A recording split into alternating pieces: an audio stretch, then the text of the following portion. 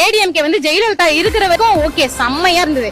இப்ப வந்ததுமே எச்ச மாதிரி மாறிட்டானுங்க. சோ அவனுக்கு கண்டிப்பா போட மாட்டேன். டிஎம்கே இருந்து ஒன்னும் புடுங்கல, டிஎம்கேக்கும் போட மாட்டேன். கண்டிப்பா விஜய்க்கு எங்களோட total family friends circle office team எல்லாருமே விஜய்க்கு மட்டும் தான். எல்லாருமே வாய்ப்பு கொடுக்கலாம். 99% அவர் வர வாய்ப்பு இருக்கு. மீதி 1% கள்ள ஓட்டு போட்டு அவங்க ஜெயிக்கிறதுக்கு வாய்ப்பு இருக்கு. இப்போ டிஎம்கே இருந்து என்ன யூஸ் இருக்கு? எவ்வளவு ரேப்? இன்னைக்கு நான் 2 பொண்ணு வச்சிருக்கேன். போனை ஓபன் பண்ணாலே 2 வயசு குழந்தை ரேப்பு, 3 மாசம் குழந்தை ரேப்பு. குழந்தைங்க என்ன பண்ணுச்சு? இப்ப டிஎம்கே கட்சி தானே இருக்கு. இப்ப வெளிநாட்டுல எல்லாம் நீங்க பாத்தீங்கன்னா ரேபிசம்க்கு அப்பவே தண்டனை கொடுத்துருவாங்க. இங்க தமிழ்நாட்டுல என்ன தண்டனை இருக்கு? எனக்கு பொறுத்த இருக்கும் கட்சிக்காரங்க எல்லாம் வேஸ்ட். இப்ப இருக்கிற கட்சிக்காரங்களாம் காசு வாங்கி ஓட்டானா அவருக்கு தான் போடுவோம், விஜய்க்கு தான். இப்ப பயந்துட்டாங்க ஆல்மோஸ்ட் விஜய் வரவோ. நீங்க பாத்தீங்கன்னா டிஎம்கேவோட அந்த கூட்டமும் டிவிகே கூட்டமும் பாத்தீங்கன்னா டிவிகே தான் அதிகமா இருக்கு. நீங்க ஒரு ரீசெண்டா நான் ஒரு வீடியோ பார்த்தேன். ஸ்டாலின் போவாரு, விஜய் போவாரு, எல்லாரும் அந்த துண்டு வந்து போடுவாங்க.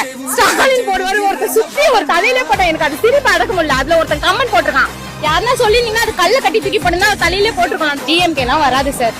வந்தாலும் இந்த வாட்டி யாருக்கும் லேடிஸ்க்கு பாதுகாப்பு கிடையாது. டிஎம்கே வரவும் கூடாது. என்ன வேணா வரட்டும், த்ரிஷா வச்சுக்கிட்டனாலும் வரட்டும், த்ரிஷாவை கல்யாணம் பண்ணிக்கிட்டோம், என்ன வேணா அது நாங்க நம்பணும். பர்சனல் லைஃப்ல போகாதுங்க, கட்சி லைஃப்ல வாங்க. தேவையில்லாம இவங்க வச்சுக்கிட்டாங்க, இவங்களே அவங்க போட்டுட்டாங்க, அந்த கமெண்ட் வேண்டாம்.